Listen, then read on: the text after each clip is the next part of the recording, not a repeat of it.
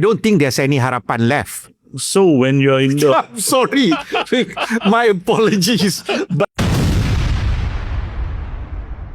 I think many analysts have mistaken PAS as basically political Islam, and it is a religious kind of movement. Yes, but it would be too narrow a description for PAS. PAS actually has the entire ecosystem from cradle to grave. So they have already created that ecosystem right from the kindergarten, PASTI schools. they have also penetrated universities. Yes. Even if you look at leadership at the moment, all leadership that we are familiar with, Hadi Awang, Iman Ibrahim, and all the senior leaders of PAS, Right. actually, we miss out the leadership that is in Pemuda PAS, PAS Youth. There is tremendous depth of talent within PAS Youth. At that level, at the youth wing level, I have lost count of the number of PhDs that they have in there. They are very smart. Many of them are also technocrats.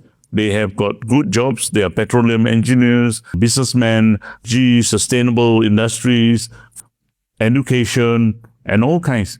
So this is the kind of talent which is actually defining PAS.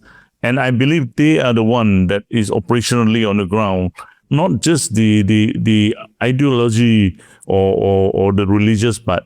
They are there partly also because of their technical skills and They have the infrastructure the for it. whole infrastructure, right? For I say from cradle to grave. So they have been doing that every day.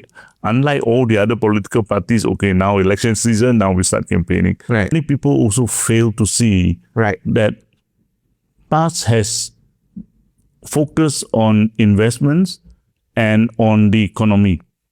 For example, Give me an example. in Kedah, Boeing is an American company. They used to have a small stake in one of those companies doing composite products in Kedah.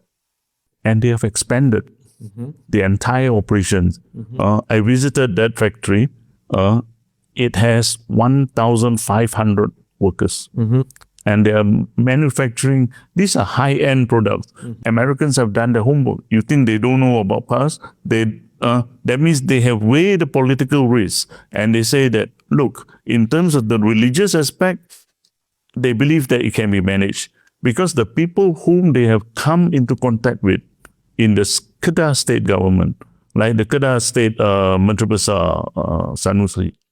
Sanusi is a USM graduate.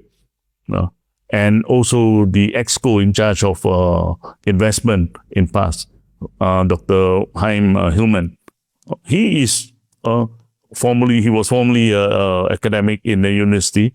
These are people who speak good, fluent English. They engage with the Americans. They were able to convince the Americans that here, this is a state that is worthwhile investing, despite whatever perception that you see that PAS is a religious party, can be extremist. I mean, for Americans, they don't just take investment and do investment lightly, right? They have done their homework, and yet they proceeded with. It's not just Boeing. Which other companies are we looking at? First Solar is there. It's an American company. Infineon is there.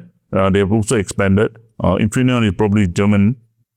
And Porsche just decided to do its assembly in Kedah as well. So again, why? So, and for the past 2 years or so, Kedah has one of the highest FDIs, foreign direct investment, into Kedah. On their own, they have been able to go and court and win the confidence of these foreign investors.